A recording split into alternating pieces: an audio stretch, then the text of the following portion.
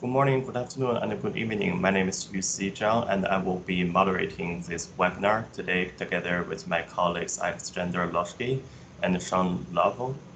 We'll also really appreciate UNSD editorial board training team for the help of promoting this event.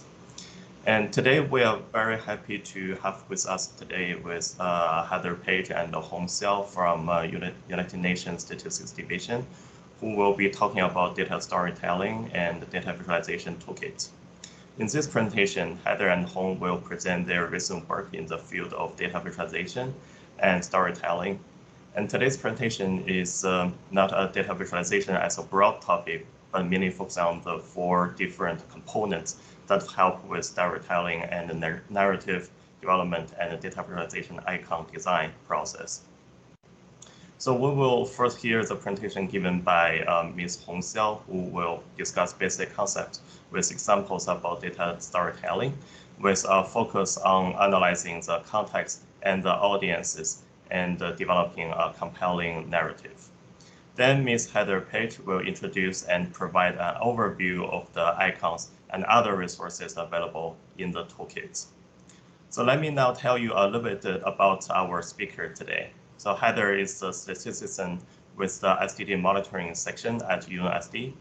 Previous to statistics, she was an environmental affairs officer with the sustainable development and the natural resources section of ICLUC. And long before any UN career, she worked in production design at a graphic design firm, where she learned Adobe and her love of graphic design, which has come in very handy for the SDD reports and the infographics. She also has a dual master's from American University in International Affairs and Sustainable Development and Natural Resources. Hong is a communications specialist with expertise in strategic and corporate communications. She worked with the UNSD's SDD monitoring section to develop a data storytelling guide for VNR and SDD reporting. Previously, she served the UN Secretary and UN agencies in various communication roles. Prior to working for the UN, Hong was a regional communications specialist in a global management consulting firm, as well as a journalism. Hong holds a master's degree in development study from the London School of Economics and Political Science in the UK, and a master's degree in international studies from the University of International Business and Economics in China. So a couple of practical things. We will first hear the presentation of our speakers and then have a Q&A session at the end. So please feel free to write comments and questions into the meeting chat anytime. And during the Q&A session, please ask the question yourself, or if you wish, we can also ask the question for you. So just let us know.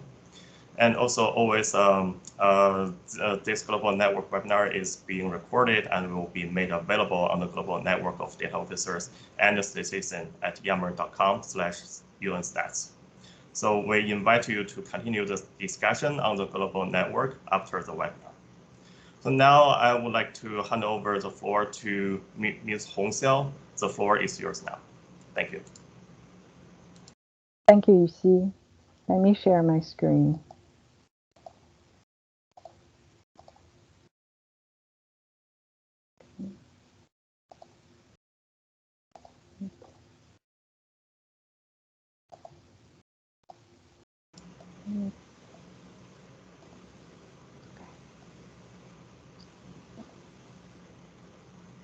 Okay. So good morning, good afternoon, and good evening. Thank you for this opportunity. So the term data storytelling has been trending for some time. So it seems that every industry is talking about data storytelling at the moment. But how does it fare in the United Nations world, and how can it be done in SDG reporting? Today I will discuss the basic concepts of data storytelling and how to develop a powerful data story for your audience. So before we start, let's look at this example together. So this is infographics that someone made for 2020 International Year of Plant Health. So in the text part, the author talks about the sample size and the surveying method and the list, and gave the list of participating countries. And then tops on that, the author presents a data chart that shows, that visualize the data they gathered from this survey. So my question for you is that, is this a data story? Would you think about the whole package? Do you get anything out of it? So here comes like my understanding of this particular infographic. It does not have a key message. That's my observation. And it does not have a logical flow and only presents the results of the data analysis that the author or the statisticians or the data scientists have done. And also, I would say it is a collage of facts. In my opinion, it is not a data story. So as a follow-up to that, what is a data story? And after all, what is data storytelling? And that is the topic of today's presentation. In the first part of my presentation, we're going to see what is data storytelling and some basic concepts. Here we have another question. So does data speak for itself? So we know data helps us better measure and understanding things. It is very powerful. It changes perceptions and drives changes and actions. However, can data do these things on its own? I would say occasionally, and oftentimes, no. Most of the times, data does not speak for itself because data gives the what, but only humans know the why and the so what. As Hans Rosling said once, numbers are boring, people are interesting. So as data storytellers or communicators or whoever who works with data, you need to look at the numbers, but also understand the lives and the meanings behind these numbers. So Hans Rosling is a Swedish professor of international health, and he was a strong advocate for using data or data visualization to explore development issues. He was an exceptional speaker. So I hyperlinked one of his talks here. So if you want to understand or if you want to explore further, feel free. You won't be disappointed. And I also want to share some interesting findings about the human brain. So scientists found that being told a story drastically changes the way our brains work. When people hear neutral words like chair or key or desk, the language processing parts of our brain are activated. However, when people are told a story, not only the language processing parts are activated, but also the sensory areas that our brain used to experience the story. For example, if we hear the word coffee or perfume, the area on our brains that are related to the sense of smell will also light up. So all in all, our brain is more stimulated by stories. Data, facts, and the logic are not the natural favorites of our brain. So if we want to communicate the data or the findings, the results of the data to an audience, and then to ensure the data stay with our audience, we better communicate the data via story. So here's the core question. What is data storytelling? There are so many definitions of data storytelling, but I would say most of them contain the same core elements. So the version I put it up here contains or consists of all the core elements. Let's read it together. So data storytelling is a multidisciplinary process. It is not only about data science. It's not only about the analytics. This process combines the results of data analysis with compelling narratives and presents the combination via text and visuals to inform, engage, and influence the audience. So, to summarize, data storytelling has four core components. On the left side, design, or we call it data visualization or creation. This is a creative process. And also data, of course, that's the foundational thing, and that's the foundational element where all the rest of the story comes from. And I think you are probably most familiar with this part. And the design, the data these two components are the more obvious components of the whole data storytelling process.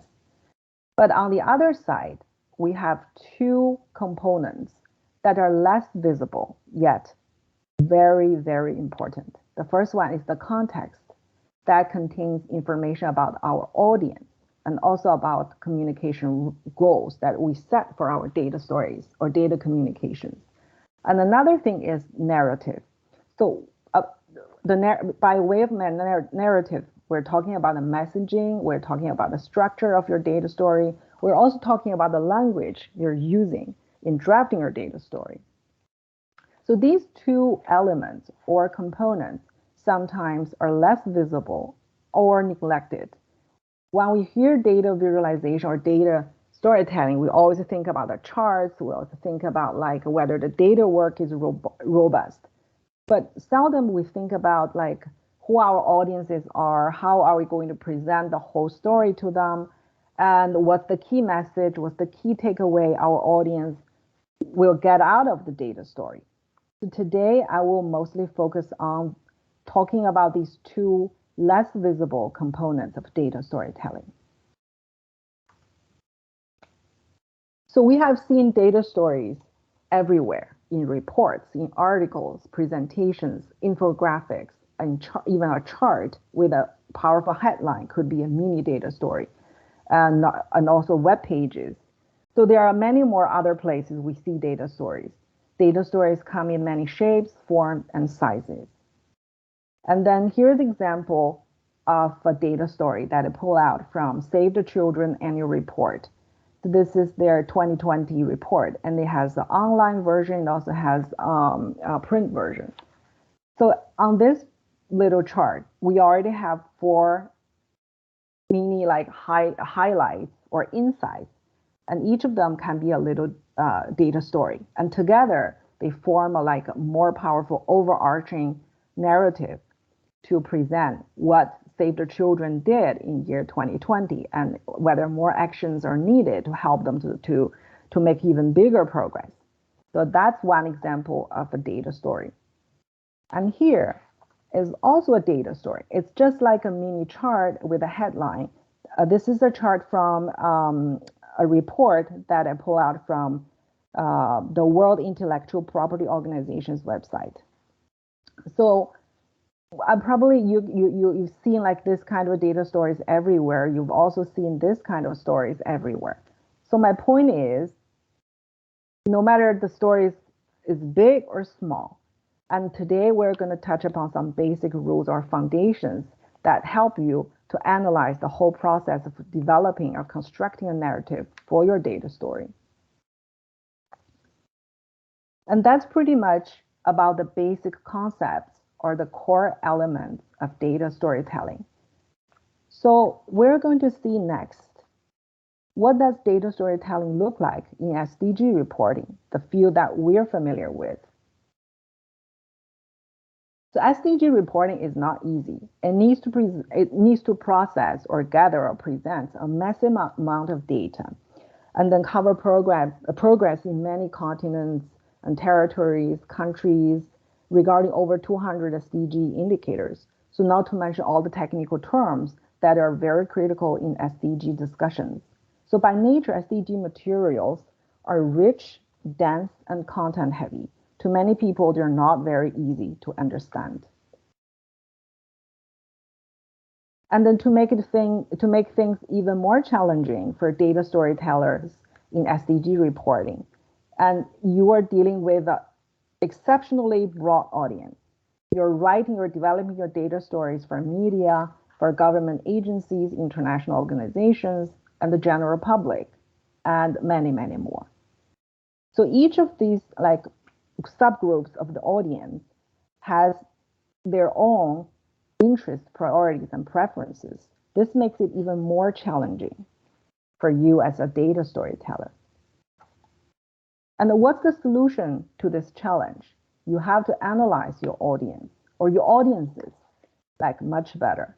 Here are some key questions that you could use in audience analysis. But there is like one particularly important question that you need to ask yourself is how experienced are audiences with data in general and with the SDG data in particular? Are they layman or are they fluent?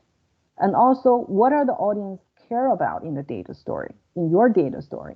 Do they want to know more about the key messages, or are they interested in the microdata or metadata? So the more specific you know your audience, the more likely you're going to tell a successful story, data story for your audiences. And then there are like even more in-depth efforts made by some national statistic agencies in defining their audiences or categorizing their audiences into different personas. So I provide a hyperlink here. If you want to know more about this topic, feel free to explore. So let's see data in terms of like putting data stories into genres. I would say data stories roughly fall into two groups: informative and persuasive.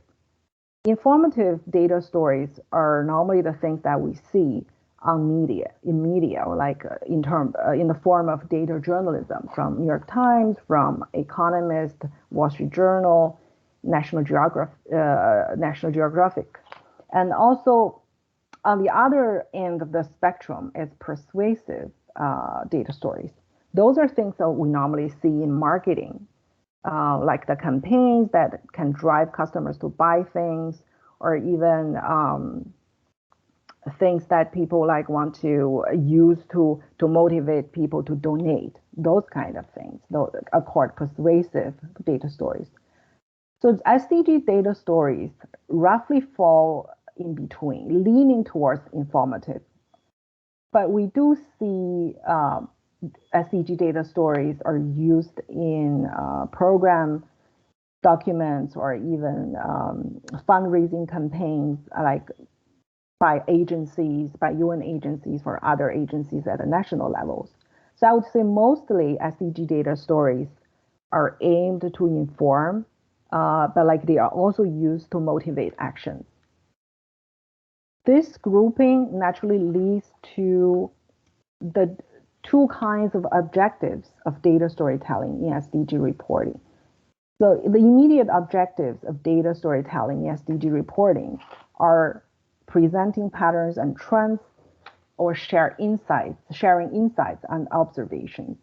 But in the long run, we would like to use the data stories and data storytelling techniques to influence perceptions and generate or drive actions towards meeting the SDG goals. So we need to approach data storytelling from two different angles: the immediate things that we want to achieve and the long-term things that we want to achieve.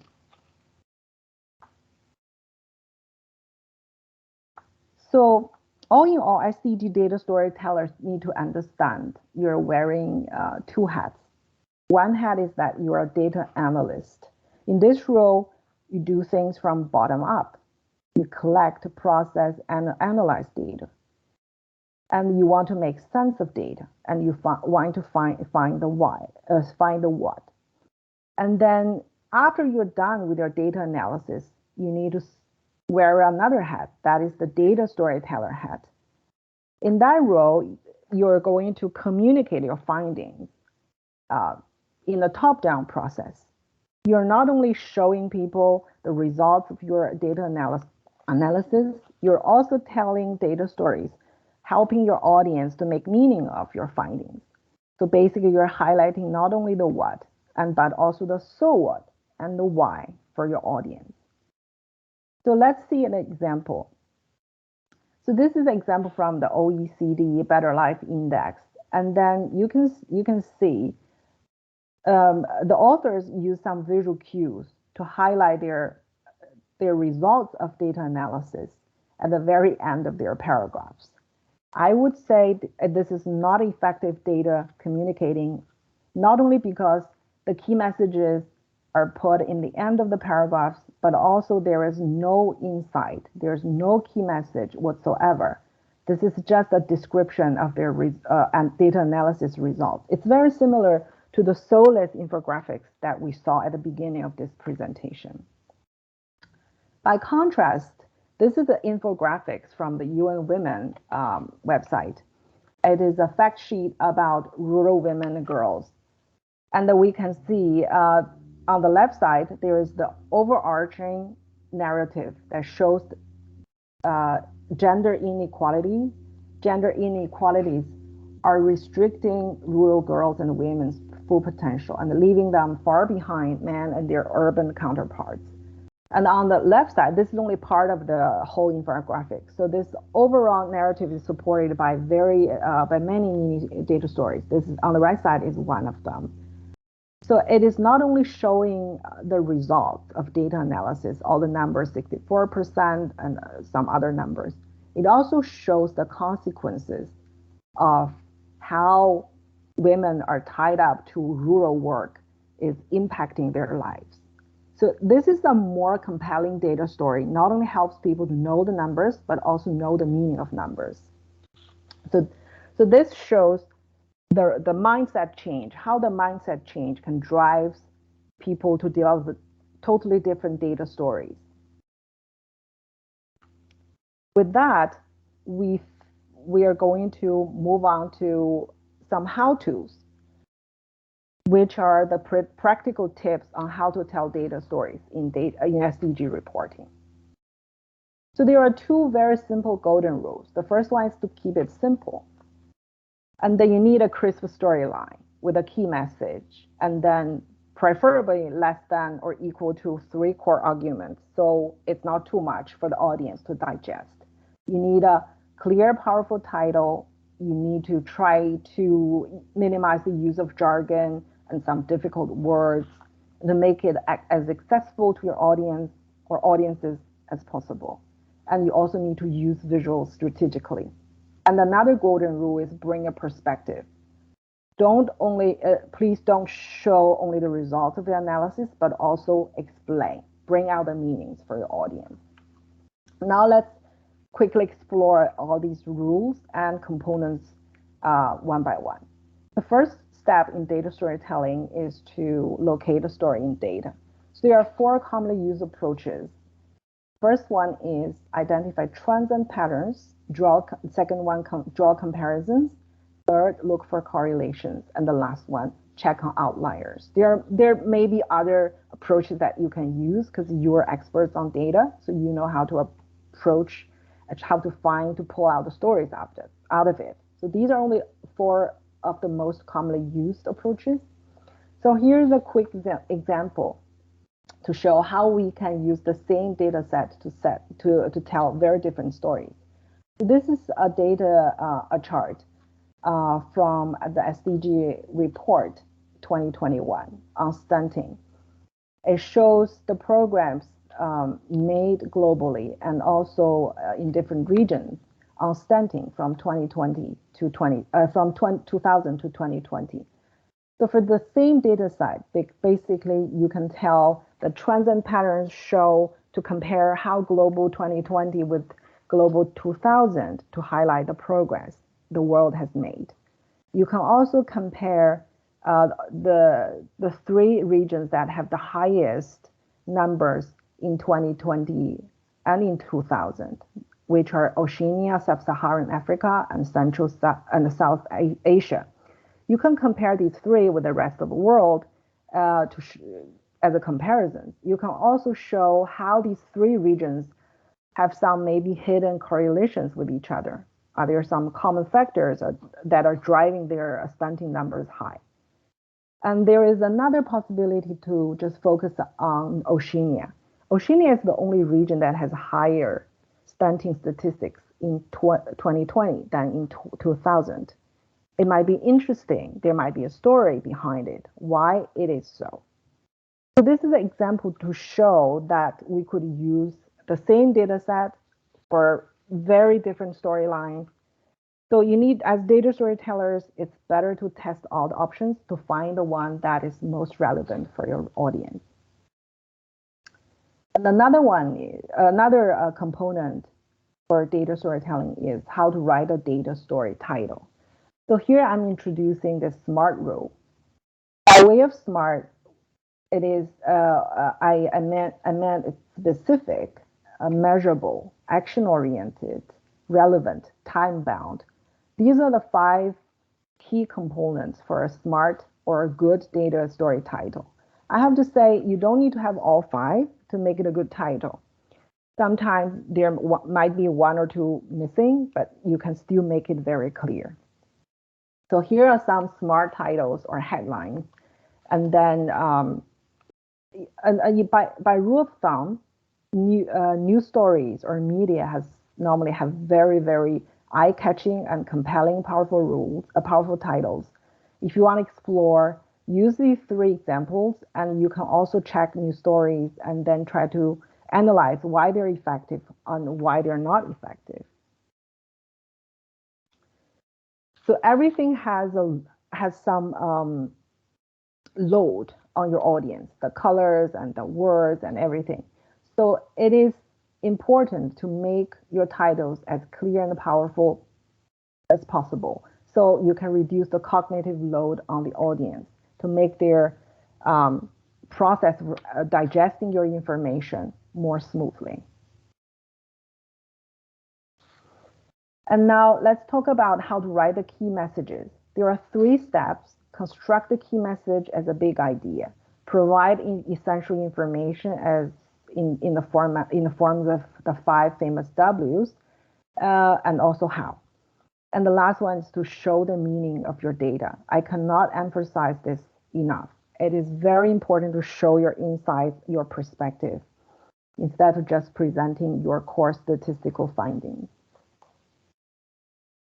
Here's a quick example from the Global Preparedness Monitoring Board report. And it has a very powerful key message.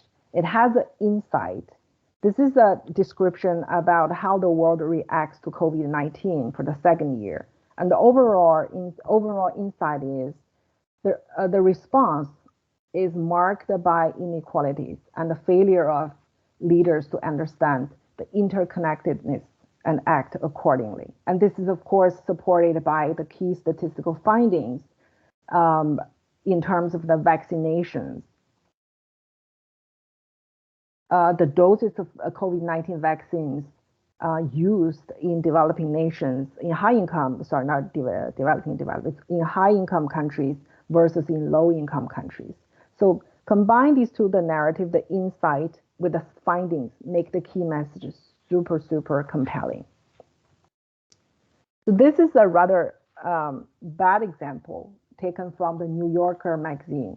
You can see all the beautiful charts. This is about how New York, how the author maps the noisiest neighborhoods in New York, about the noises in New York. They created all these beautiful charts and to show different size of the noises in the city. However, if you click the hyperlink to read the story, you're going to see there are no key messages, there are no insight whatsoever. And then after reading the article, the audiences are going to be buried with all the data, all the visuals, without any key takeaways to come top of their mind. And then we come to the structure, how we're going to structure a data story. I'm going to introduce 2 models. The first one is very commonly used by media and then talked a lot in the data storytelling world. This is the inverted pyramid model. Basically, you need to put all your essential information up front. That's what the journalists normally call a lead in the very first paragraph. It answers the questions about who, what, when, where, why, and how. And then you provide the supporting details and then even more background additional information. So this is easier for the editors actually when it was created, because if the space is limited in print media, they can start chopping down from the very bottom. Here is an example from the Gates Foundation's the latest Goalkeepers report. I strongly encourage you to visit their website because it's interactive visuals and it's very fun to watch. So this is a section talking about the impact of COVID-19 on poverty. So the key message analyzed, or the key structure analyzed in the inverted pyramid goes like this. the lead or the core argument, the core message, 31 million more people were pushed into extreme poverty due to COVID.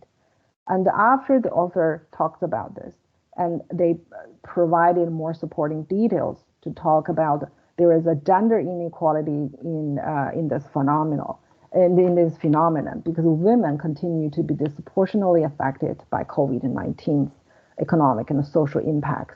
And the additional information comes after, and they provide the numbers about women's employment and whether it's going to rebound soon in comparison with men's employment data. So this is a roughly inverted pyramid model that you can see commonly used in technical writing, like the SDG reporting or in the news stories.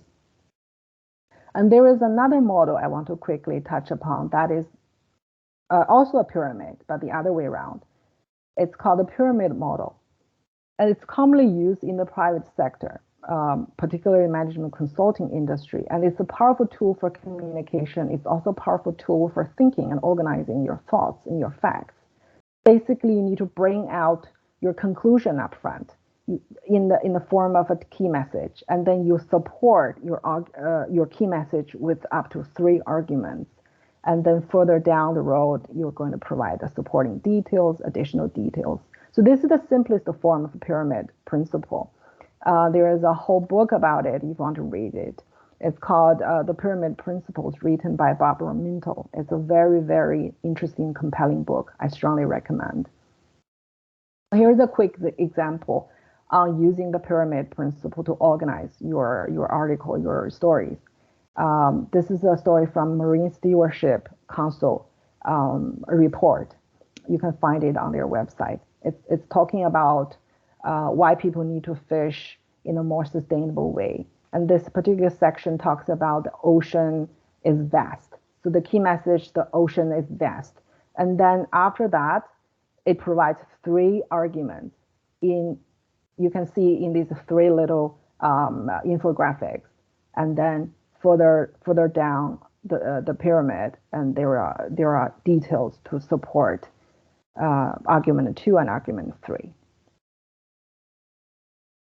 So after all these analysis, we're coming to writing your story. So I got this question from maybe the person who's asking the question is here, or maybe not. But anyway, I received this question through Yuxi, and then somebody is asking, how can we avoid jargon? So I put it like, I didn't put avoid the use of jargon. I'm saying try to minimize the use of jargon, try to minimize the use of acronyms and technical terms. Basically, you are talking about something that is difficult. It's necessary sometimes to use the terms. Try to use easy substitutes. If you cannot find a substitute, you have to use the technical terms or jargon or acronyms. You have to explain it when it first appears. And make sure you repeat that, and then try to make sure your audience follows along. And don't make it hard for them to understand in the first place. And then you have to make it easy for them to enter the whole narrative with technical terms, and to make it easy for them to follow along in your text, in your story. So these are some general writing tips for you when you're developing a data story. It is very important to put your key message first.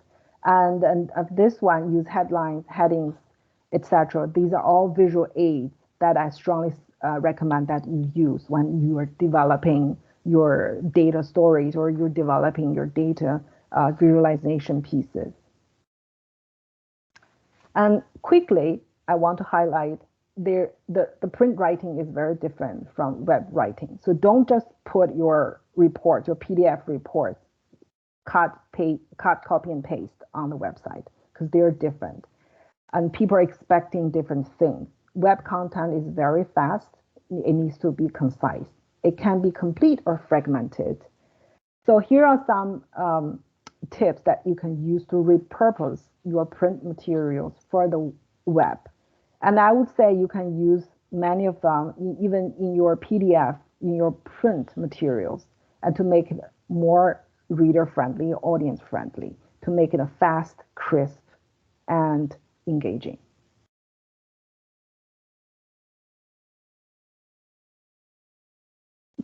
I'm almost done with all the presentation on data storytelling and data storytelling in SDG, but the last thing I want to emphasize is that there's no right way to data storytelling. There are so many powerful data stories presented everywhere on the website. So I would encourage you to explore all the creative ways to develop a narrative and to present it visually. Here are two very interesting examples that I pulled out from a website called flowingdata.com. And then the one on the right side is from 538.com. It's a very famous political data consulting firms that is big when we were going through the elections last year in the United States. So there are many, many resources. I would encourage you to be creative and then to be open-minded. It's going to help you in data storytelling, in SDG reporting. And I would encourage you to think beyond data storytelling to get your communications strategies and plans upfront early, and then get ready for all the fun. So this brings to the end of my presentation. Thank you very much. So I will hand it over to Yuxi. Thank you, Hong. I will say this is a really interesting presentation, and I'm sure everyone learned a lot of handy techniques. Thank you very much. So now I would like to hand over the floor to Heather. Heather, please go ahead.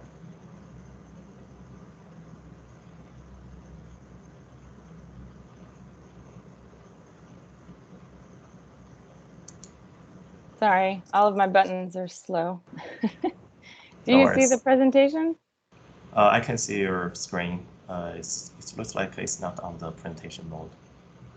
Or maybe it's, yeah. Okay, does that work? I can see. Yeah, I can see. Okay, thanks. Great. Thank you so much. Thank you, Hong. That was just really lovely. I really always enjoy hearing your data storytelling presentation. So I know we're a little bit short on time, but I just want to go through, before delving into the data visualization toolkit, which comprises specific SDG icons and templates for users, I just want to focus a little bit on our role as statistician and as data storytellers in developing data visualizations, particularly focused on SDG and COVID-19 infographics and reports, which is where we have a lot of our experience. So as we all understand, people are visual, and it is our job to go beyond just communicating with numbers. And as was just described by Hong, we have to employ other techniques to help our audiences understand the data and the stories within it, which is often much easier to grasp visually. So this portion of the presentation is kind of taking that other piece of the data storytelling and focusing a little bit on the data visualization and a tool that hopefully can be useful for users. So the data visualization, it creates an opportunity to tell compelling stories with the data so that the information we create has impact and offers insight. Because overall, we want to provide our audiences with accurate, insightful data and information in a way that they can understand and connect with, where they can see themselves literally in the data. And in order to do this, as statisticians, data analysts, and also as data storytellers, we need to, one, be very clear on the who, what, why of the data, exploring the data to understand different facets and facts. We also, as Hong said, it's essential to identify and understand the target audience and their statistical literacy, keeping things simple and understandable. We essentially want to show and not tell. And then third, we also want to understand, develop, and articulate the key messages found from the data. And this can be one of the hardest, but also most important pieces of that process. And last, we also want to identify our visualization objectives. We really need to look at what are our technical and our human constraints, little things, you know, like what are our style guidelines, preferred visualization tools, and we have to be clear on what we want to achieve. what resources are available, and what tools will best help us get there. And above all, the work to develop the data visualization should be grounded in ensuring we do not mislead our audience and that the data and information we provide is accurate and truthful. So as I mentioned, a lot of our work has been with SDG reporting and also infographics. And here we just have some key considerations for developing infographics. And, you know, we are really fond of developing infographics for the SDG reports, which I'll show in a couple slides, but they are challenging. But we develop them, though, because they really help to understand the key areas of progress and setbacks for the SDG goals. And they're also an effective way to have your data, story, and your design conveniently housed in one place. And here I have on best practices, choosing appropriate icons, which we hope that our toolkit can help you with. So here for the next couple slides, I just have some quick examples of some general infographics and then also SDG infographics. And here is just a brief example. As you can see in these two different types of infographics, there's a range of artistic elements that can be incorporated, including varying skill, detail, as well as topic. And again, I'm just kind of showing you some examples that caught my eye when preparing for this. And here is an example from New Zealand, and this infographic is based on their census, where they display the findings of the census as if it pertains to a village of 100 people. And you can certainly see how the audience could see themselves in the data when it's presented like this. And next, I just included some SDG specific infographics. And throughout all of these infographic examples, you see the incorporation of icons. And this is with different types and styles to show how they can resonate with your audience. And also infographics, which can be incorporated into reports. For example, on the left-hand side, we have a sample of an SDG infographic that's included in the 2020 Voluntary National Review report from India. And many VNRs are actually starting to incorporate the use of icons in their reports to display key messages. And on the right-hand side is the overview infographic that we include in the SDG report. This is from the last report, the 2021 report on Goal 7. And these overview infographics are developed to really highlight the key messages from the chapters that you would kind of delve into as you go through the goals and the chapters throughout the report. But this kind of gives you an overview of where are we headed, how are things going within each of the goals. And again, we work on these almost as much as we work on the report, on the stories as well, because they go hand in hand. Next, I have an example of an actual SDG report with the use and inclusion of icons to demonstrate also key messages. And again, the point of this is to show that the icons can be used for more than just infographics. You really want to try to see the use of the icons potentially in reporting and other different communication media, which the icon toolkit that I'll introduce shortly aims to address. And again, here is last but not least, an example of COVID-19 infographics and also the impacts on the SDGs, in particular showing the impacts of COVID-19, and again, the use of the icons to try to display those key messages. And we held a webinar last August for countries to focus on data visualization, and in particular focus on infographics and SDG and COVID-19 reporting. And in the preparation for that, we provided some resource slides, which I've included here as well, because to develop an infographic, people have different processes, but these two examples are something that I would recommend. In particular, the one on the right is actually an infographic of how to develop your data visualization. And I encourage you to look at these different websites for their take on how to address the development of these. And again, here is also an infographic with just some, a slide with just some quick resources on what to avoid for some of your infographic development. And again, these are also resources from that webinar in August, which I'll provide the link for in a bit. So getting to the really fun part, here is our toolkit.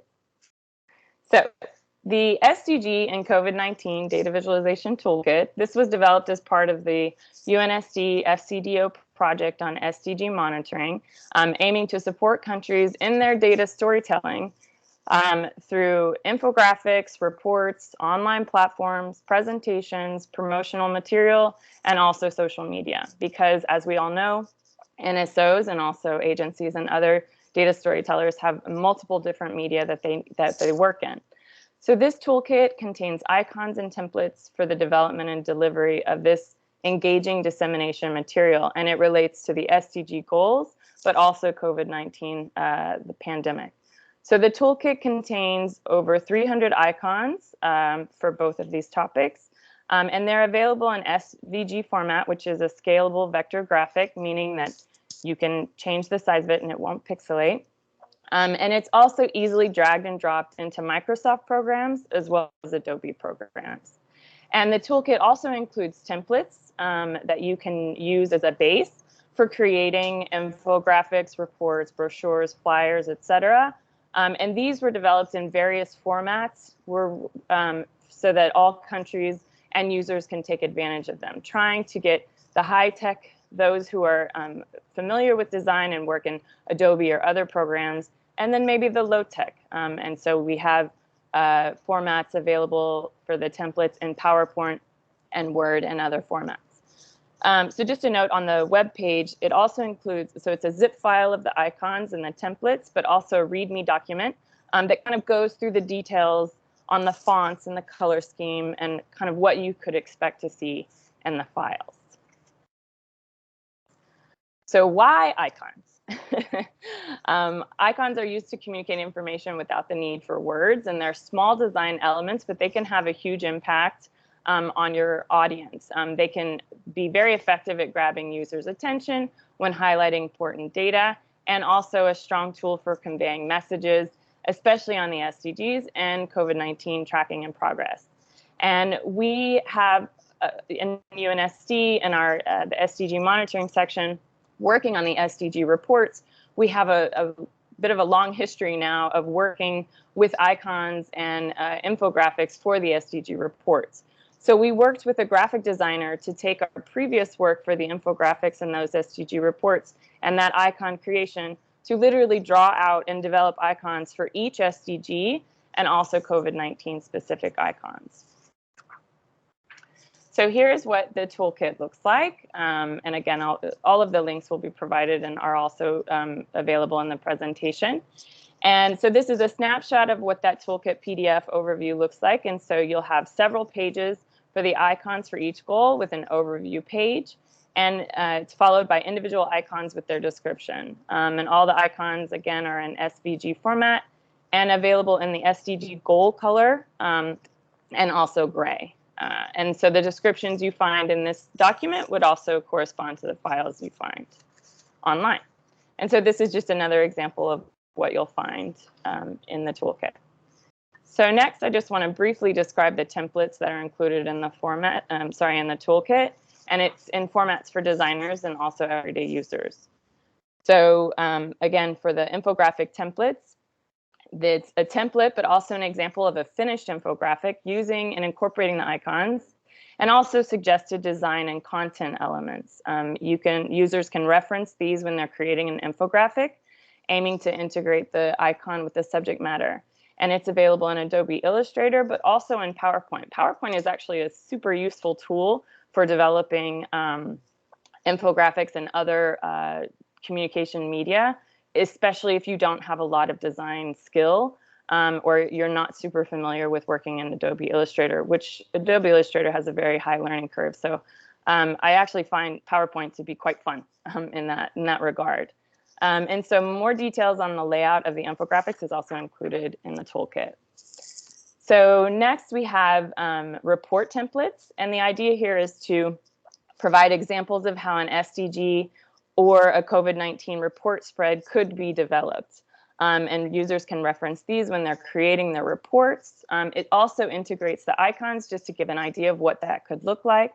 And again, we have these in two different formats, which can be used for different types of users. And there was a request by countries when we developed this webinar for brochure templates, because some countries are still providing print documents for their users. And so this was developed also, again, in 2 different formats for users to use as a base or an example from which they could design from. And last, we also had some flyers and social media card templates, again, just to use as a base, and the idea of incorporating the icons. So the next steps for the icon toolkit are to develop some micro-learning opportunities, kind of demonstrating how to develop the materials in PowerPoint or in Adobe, and simple tips and tricks to keep in mind. And we're also hoping to eventually include the icons in the Noun project. I just wanted to mention that all of the icons and the templates are open source and they can be used by anyone for their work. And just really quickly, I think I have a tiny bit of time. We received a few questions in advance of the Global Network webinar today, and one of the questions was about software and techniques for data visualization or online tools that we would recommend. And there are actually many online tools that have essentially kind of drag and drop options for creating your data visualization. And we've included them here in the link, the resources link here. So this is a resources page that was developed for the webinar that I mentioned, and so both links are here. But I would also highly encourage keeping it simple and working with Excel and also PowerPoint even. It gets a little tricky as far as the coloring for printing things from PowerPoint, because technically it's not exactly the same printing as you would get from Adobe, but it's still highly useful. Also, as far as courses are concerned, LinkedIn Learning has some data visualization courses. There's also online academies that offer ways to explore even more in-depth options if you're looking at more online platforming or dashboards, or if you really just want to focus more on kind of that data storytelling and how to bring more visual elements to the data that you're providing. And I would also recommend surrounding yourself with data visualization inspiration and to practice sketching out your ideas. A lot of, when we develop these infographics, a lot of sketching goes on, and we also look for inspiration online by researching how others are describing or illustrating concepts to get our ideas for what we're working on. And here I've also included just a video series because we could spend an entire day talking about charts, and then also some infographic sets. These are just some assets that are already available that could be used in some of the work that you're doing. And another question we received was who has been using this toolkit to date? We are actually working to promote this toolkit more because it's primarily been used only by the countries who took that data visualization webinar last summer. And also they were interested, another question, interested to learn how divisions can make use of the toolkit. And we really consider the toolkit a starting place for the icons and templates for the SDGs and COVID-19 reporting, whether that be in different infographics, reports, social media, or other communication media. So I was going to do like a tiny quick demo of the PDF, but I think I'll stop because I think we're over time. So thank you so much. Thank you very much, Heather, and also thank you very much for answering those questions that we have already collected from the registration form. And so actually for this webinar, we will stop at 10:15. And sorry about a bit over time today, as we believe this presentation are so interesting, and also the question posted on the chat box is valuable to be answered. And I see many questions has been addressed by Hong on the chat. Many thanks. And I can see that there are some questions about the tools and the resources for developing a data storytelling. I think in both Heather and Hong's presentation, they have provided the link towards the resources, and also the link for the toolkit that Ms. Heather presented is included. So now I will move to the question asked by Sean. I'm not sure, Sean, if you want to ask the question yourself. Yeah, sure, everyone. Hey, I just wanted to get the ball rolling because I come from a background in the U.S. government official statistical setting, and one of our core tenets was that we were able to engage in what we called positive analysis and not normative analysis. And this was something that extended to our meetings with senators and this sort of thing. When the commissioner would go up and speak, he could only say certain things. He couldn't present. He couldn't tell certain stories with data, in a sense, right? He was very constrained. So I wanted to ask, my question was, and I think I tried to word it in a specific way. I said, so what experience and thoughts can you share on the challenges of maintaining statistical impartiality while telling stories with data? So one way to think about this is, what guidelines would you imagine giving to statisticians in settings like these? And not all statisticians do have this restriction, right? But some statisticians do. What additional guidelines should official statisticians have in mind beyond what a storyteller at the New York Times would have? So how would you make sure that the stories that we tell with data are not sort of somehow bringing out our own personal narratives that we'd like to share, but give the best reflection of what people should hear? And this is something I don't have much experience with, but I'd be curious to know what your thoughts are. I would say it's like a dancing with shackles. And then I think everybody is operating within a context, as you said, Sean, in the US or maybe in some other countries or territories or regions, like you have the restrictions in this area. Maybe people in other regions have restrictions in other areas. So I would say your context the best. I would not say there is an overall guidance that would a one-size-fits-all solution to this question. You have to know what you're allowed to do. As you said, what kind of stories you're not allowed to tell. But I would say in terms of data storytelling, what we're trying to say today is this is some foundational rules that should transcend all the contexts and all the different kinds of stories. And it's about you have to help your audience to understand. Of course, there is some other things the rules, the restrictions you have to operate in, and then with the audience not knowing. But you have to deliver to the utmost extent to help your audience. That probably is my suggestion. In terms of you cannot do normative analysis or something like that, even though you're describing things, describing a context and describing a conflict or describing something is changing, that's also helping your audience to get the gist of your data stories. Not necessarily you're sharing your personal narrative, your personal opinion about the data. It's about what data shows and what could mean, like what we saw in the data in the presentation about the UN Women infographics. I'm not sure. I don't know whether I answered your question, Sean. No, thank you very much. I appreciate it. I mean, I think that you give a lot of good tips, so thank you. Yeah. Heather, you want to add to that, or you have any insight? I don't know what's with this slow button. I'm sorry. Yes, no, I would. I think, and that was what I started the presentation with, is that we have to ensure accuracy and make sure that we're not misleading our audience. And we really kind of have to fall back to our FPOS there, and the fundamental principles of official statistics, and really ground ourselves in that those guidelines and what that really means. And I think that that's when you really have to start getting some feedback, also from your colleagues, and maybe even your community. And then I do know that we face this issue a lot also in the SDG report, because we have to make sure that we don't move into that policy space and start recommending policy prescriptions for certain data.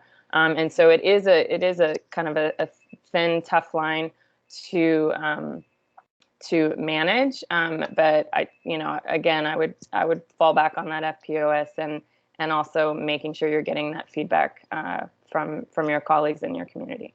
Thank you. Thank you both for addressing this question. And our next question is about the titles from Marta. So I'm not sure, Marta, if you want to unmute yourself and ask the question, or I can ask the question for you.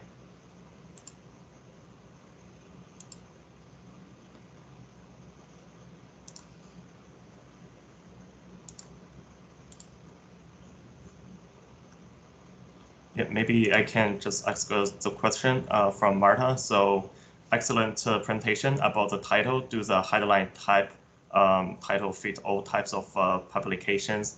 In your view, would you recommend using more descriptive title in, say, academic papers? Hong, I think you're on mute. Oh, I'm sorry. So absolutely, I think descriptive titles are commonly seen in academic papers. And then, for example, in some medical journals and then other things. But like we're specifically talking about SDG reporting here today. It's like a kind of like technical writing for the general public and also like interested parties, not really like as technical as the academic paper or like a technical journal, something like that. So I would say the things I recommend today regarding the headlines, the headline could be a headline for the chart, like we saw from the WIPO report. I would say today's rules will apply to SDG reporting in general, but definitely you can use descriptive titles in academic papers or journals. Yeah. Thank you. And another question is from Christopher Bontemps. I'm not sure if you want to ask the question yourself. Sorry, previously I just forgot to unmute all of the attendees. Go ahead. Yes, thank you for this very good presentation, both of them. I have a question that is a little bit larger than the one I posed there, not only on the title, but on the fact that we may see nowadays, while the world is more and more complex and we have more and more complex data, we may see very simple type of graphics and very simplified headlines and always the same type of graphics, you know, circles, bars, very simple ones. So is there a risk of oversimplifying the message here? I remember that Alberto Cairo, in his book and his presentation, say that he hates this word simplifying, and he prefers the terms explainify.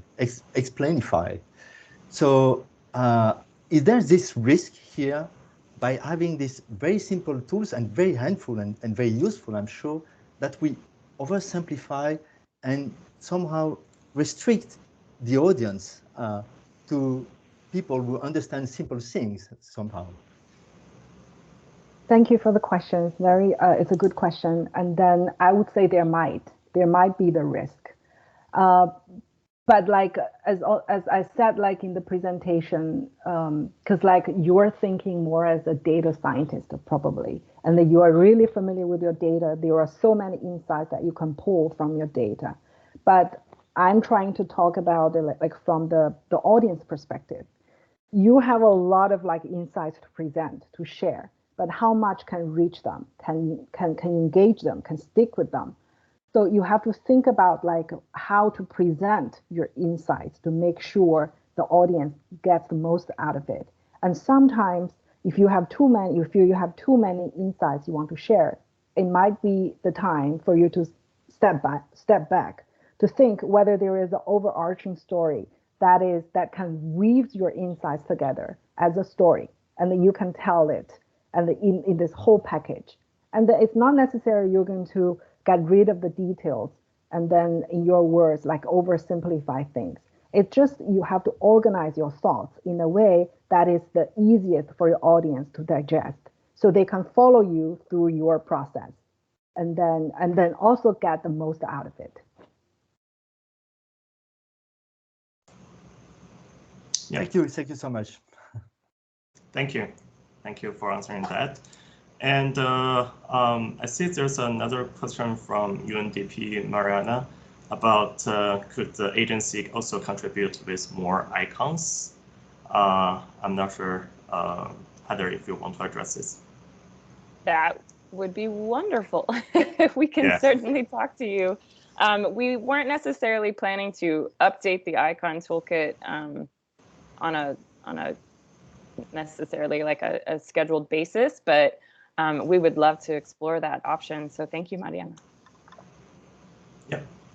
So I don't see any other question being posted on the chat. And during the presentation, I see Hong also posted some useful resources. for all of the audience, so please check it out.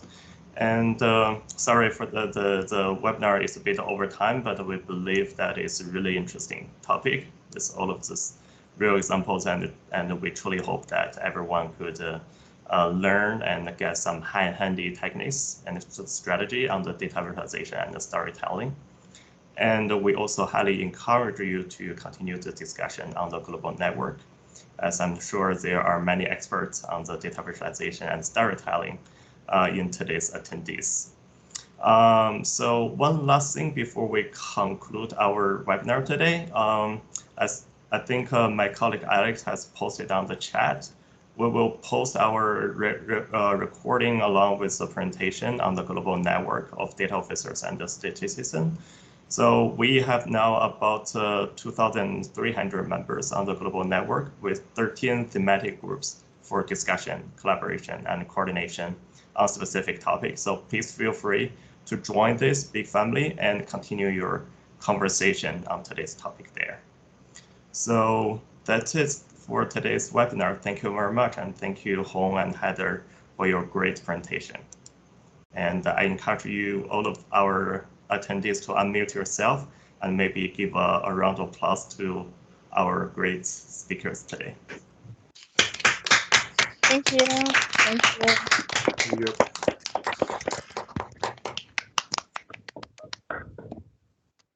Thanks so much, everyone.